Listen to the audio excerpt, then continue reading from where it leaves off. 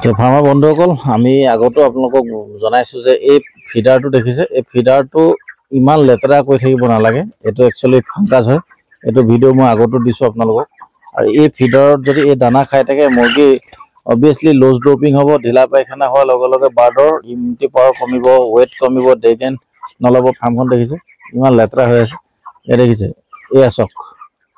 এনেকে ধৰণে আপোনালোকে নকৰিব মই এটো বাৰম্বাৰ অনুৰোধ জনাইছো আপোনালোক ফাৰ্মাৰ বন্ধুসকল যদি আপোনালোকে এটা ভাল ৰিজাল্ট পাবলৈ আছে তেতিয়াহ'লে এই যিখিনি এই ভেকুৰ এই ফাংগাছ এনেকে ধৰণে নেৰাখিব এইখিনি দেখিছে এই বস্তুখিনি আপোনালোকক গৈ এনেকুৱা এটা বিপদত পেলাব এই দেখিছে এই ফাংগাছ হয় আৰু মই ফিডাৰটো ভিতৰলৈ দেখাই দিছো এই দেখিছে এই ভিতৰত দেখিছে কিমান লেতেৰা একদম এই ফাংগাছ যদি এনেকুৱা ধৰণৰ যাতে দানা থাকে আৰু দানা ইমান ভয় থব নালাগে দানা পুৰা ভৰ্তি দানা সোমাই আছে দানা হতে কমাই দিব ঘনাই দিব এটা ভাল ৰিজাল্ট পাবলৈ হলে এই আছিল আপডেট এটা প্ৰতিটো ফিডাৰ এইটো ফিডাৰটো একে এই কন্ডিশন এনেকুৱা ধৰণৰ আছে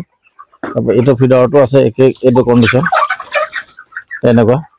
এইখিনি আপোনালোকে ডেইলি সাফা কৰিব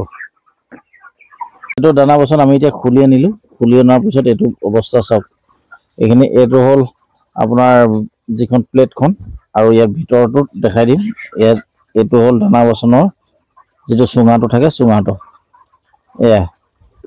এতিয়া এখন আমি এতিয়া যে সফা কৰিবলৈ এখন হুকান কাপোৰ দি সফা কৰিব লাগিব আৰু এয়া দেখিছে হুকান কাপোৰ দি এনেকে ধৰণে আপোনালোকে এখন সফা কৰি লব এইটো ইমান যদি ফাংগাছ থাকে বাৰ্ডৰ কন্ডিশন কি পৰ্যায়লৈ যাব পাৰে নিজে ভাবি চাব বিশেষকৈ বেমাৰ লগা আগত আমি বস্তুখিনি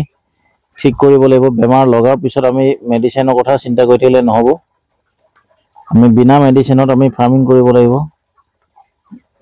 এইখিনিয়ে আসলতে আমি বেমাৰ অনাৰ মুখ্য কাৰণ যেটো সিআৰডি ইকলাই কক্সি এই সকলোখিনি এই যেটো ফাংগাছৰ পৰা হ'ব পাৰে ভেকুৰ এটো দানাত পৰি যায় এনেকে ধৰণৰ হুকান কাপোৰখন দি সফা এইটো বেছি টাইমৰ কথা নহয় কিমান টাইম লাগিলে বেছি টাইম নালাগিলে সফা হৈ গ'ল এনেকে ধৰণে আপোনালোকে এইটো সুঙাটো সফা কৰিব এনেকে দানাখিনি ৰাখি এনেকে ভৰাই ল'ব পাৰে সফা কৰিব সময়ত যিমান পাৰে দানা কমাই দিব ঘনাই দিব এডালটো আছে এইখিনি বস্তু এইখিনি সফা কৰিব লাগিব আমি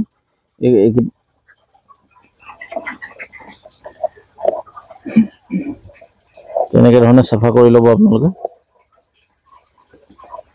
এনেকে দানাটো দি ল'ব গিলখন দিয়া দিয়া গিলখন ভৰাই দিয়া গিলখন এনেকে দি দিবা তাৰপা এইখন এই সুঙাটো এনেকে দি দিবা এনেকে ধৰণে দানা দিব যিমান লেতেৰা হৈ থাকে আসলে সফা কৰিবলৈ সুবিধা হয় এই সুঙাটো এক্সট্ৰা এটা টাইম লাগে সফা কৰোতে এই কাৰণে এনেকে ধৰণে দানা দিবা কমাই দিবা ঘনাই দিবা এতিয়া লগাই দিয়া যা তো আপোনালোকে এনেকে ধৰণে কৰিব ভাল ফল পাব